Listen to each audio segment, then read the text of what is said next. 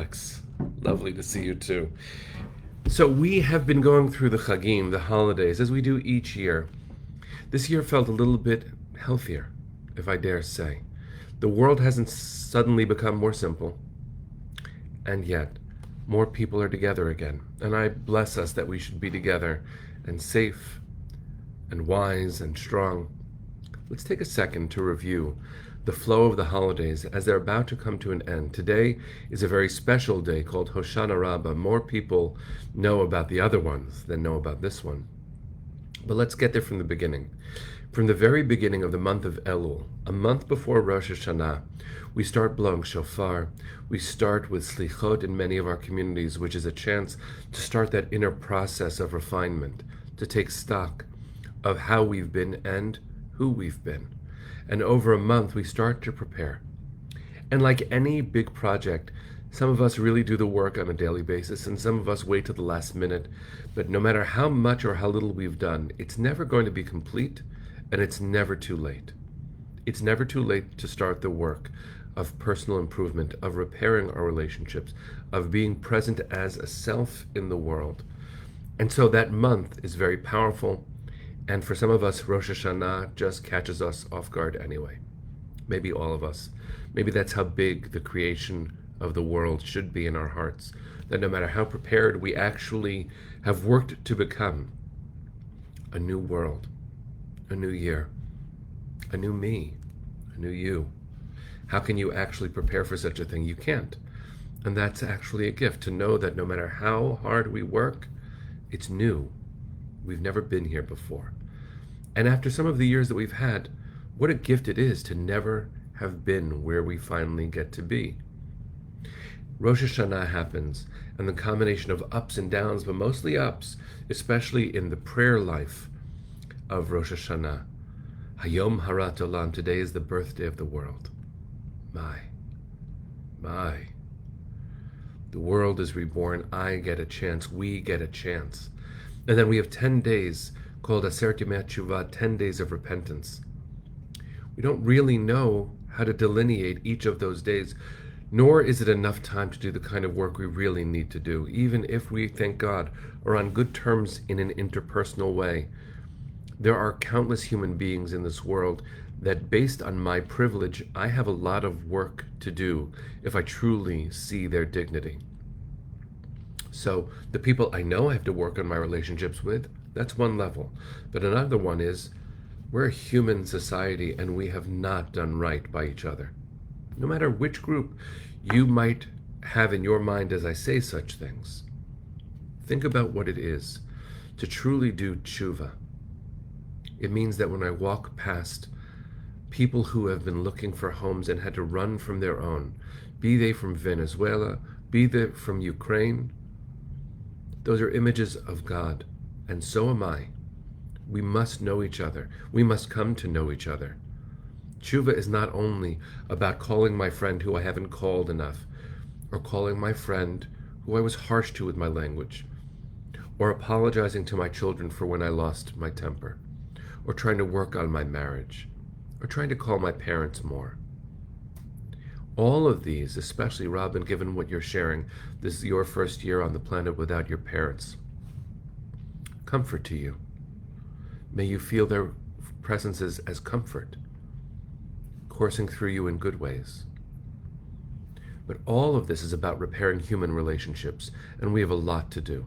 We can look at the halls of power in America or in Israel or elsewhere and notice what is not going right between people. We have work to do. And so we go from Elul to Rosh Hashanah to the 10 days, and then we stand in judgment, not for us to judge others, but for each of us, all of us, to be judged. All of us. Kivnei Maron. Like a flock of sheep, or like people who are supposed to be an army of angels, counted so that God knows how many people are willing to do the work. Now, whatever your theology, you don't have to step into that sentence and believe it literally. But I think that's what we're called to do. No matter why you think we're called to do it, I think human beings are called to be our better angels and to be present in the world. And in order to do so, we have to claim life. We have to be humble about our right to it. Recognize that it is not a given that I will have tomorrow. To stand and sit and fall to my face in prayer, and then stand again. Ready, grateful. The very end of Yom Kippur is a moment that we might not all realize what we're doing, but to say the Shema and Baruch Shem Kavod and then Adonai Hu HaElohim, that's actually the process of vidui. That's the process that if we are graceful and graced, just before we die, we say vidui. Just before the end of Yom Kippur, we say vidui. Wearing a kittel, wearing the same garment that may be a long time from now, we traditionally wear when we're going to be buried. And so, humility and modesty, boy, we have a world. I have life today. What am I going to do with it?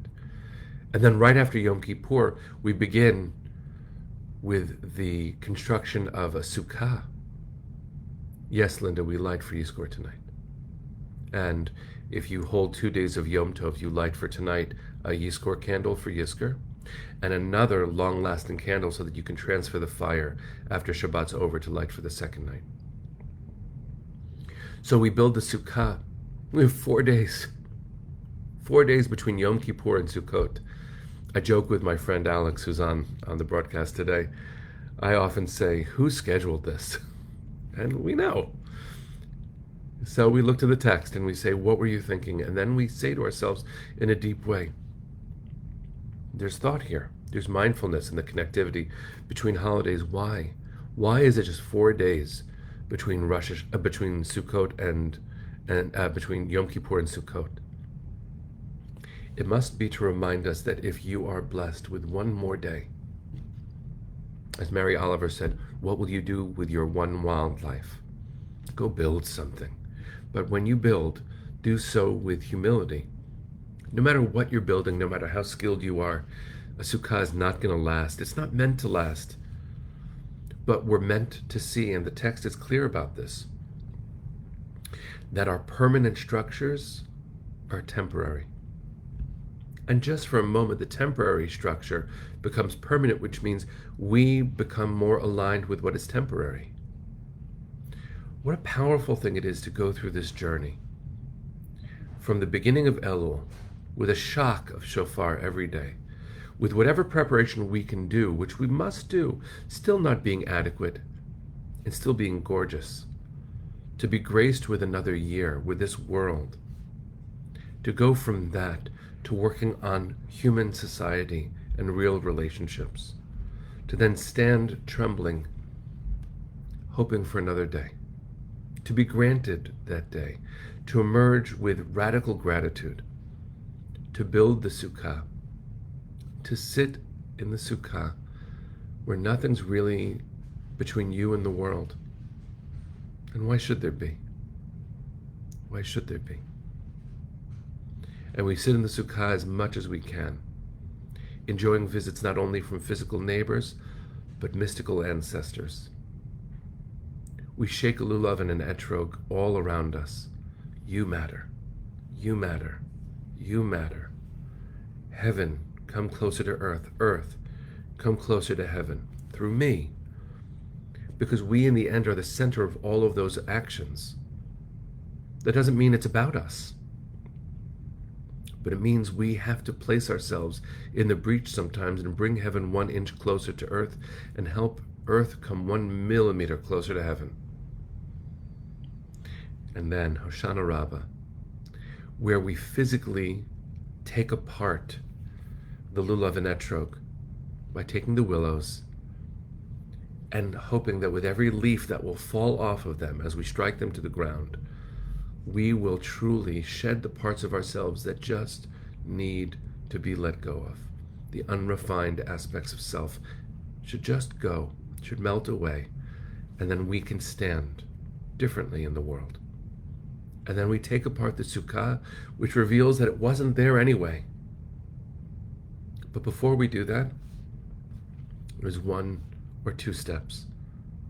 Yizkor that we say tomorrow, tonight and tomorrow, but tomorrow we say it, on Shmini Atzeret, a day of pausing, awash in memories, acknowledging grief. And we go from that day, where we read the language of Kohelet of Ecclesiastes, which says nothing lasts. Live fully now because nothing lasts, not forever. We go straight from there into Simchas Torah, where our ancestors and we not only show up as we did in the Sukkah, where we show up with radical gratitude, not only as we did on Yom Kippur, but we hold Torah. And we dance, and we kiss it. But I want to explore that just for a second with you. What does it mean to dance holding a Torah? I remember going to a shul once where they ran out of Torahs for people to hold, and everybody wanted to dance holding a Torah. It was a gorgeous problem. So they started handing out beautiful Sfarim, beautiful books. Not only ancient ones like the Talmud, but new beautiful ones, written with heart and with soul. And we all danced holding those sacred words. What does it mean to dance with Torah? In order to know what that means, we have to think about what Torah means. And I look to my teacher, Rabbi Eli Spitz, often, because his translation of the word Torah and of tradition is an incredibly holy one. He says, Torah is the unfolding narrative of the Jewish people. Which means when we act with integrity and authenticity, and we pour that into words, that's Torah. When we treat each other and every human being the way they deserve to be treated. I don't want to say with kindness, because that makes us sound good. I'm talking about treating others the way they deserve to be treated. That's not kindness, that's justice. When we do what we are supposed to do in this world, and we do so gratefully, we don't miss the moments where we can be helpful, where we work on the relationships that matter, which is all relationships. Then to dance with Torah means to dance with our own creation of ourselves. You might think when you're holding a Torah that you're holding an object, but you know what's really happening? Your ancestors holding you. You are hugging where you came from. You are dancing, holding yourself. You are dancing with your whole self. That can be a book. That can be a sefer, which is a Hebrew word for a book. It can be something that's about Judaism. It can be something that is about cherishing life. If it comes from a place of authenticity and spirit, that's Torah. So when we dance after the end of this whole process, we're holding ourselves. We hold ourselves knowing that even Moses, and we read this on Simchas Torah, even Moses didn't live forever. We get what we get and we don't get upset. And Simchas Torah is a time to not only not be upset, but to cherish life and to dance. I remember Neshama and I were thinking about what songs we wanted after our chuppah. We wanted a song for ourselves, and then we danced holding our children. And we asked for a song that I hope you dance. And I looked at them. I forgot anyone else was in the room. And I have to tell you, what could be holier than dancing with my heart outside of my body? Friends, what could be holier than dancing holding your heart? We go through the month of Elul and Rosh Hashanah and the 10 days and Yom Kippur and the 4 days and Sukkot and then Hoshana Rabbah and then Shmini Atzeret and then Simchat Torah. And in the end, we're left with holding our hearts, cherishing them, holding them tenderly, kissing our own heart, dancing, ready. So I wish you a gorgeous Shabbos, friends. That comes first. I wish you a powerful Hoshana Rabbah to let those last pieces, those last leaves, just fall away, so that you can stand stronger, feeling stronger. I wish you memories that give you strength, that give you pause. And I wish you and me and the whole world a moment of heart, of holding your own heart and dancing with joy. Friends, Shabbat Shalom, Chag Sameach. Can't wait to see you for our 900th broadcast on Monday. Let's sing our way into Shabbat. Here we go.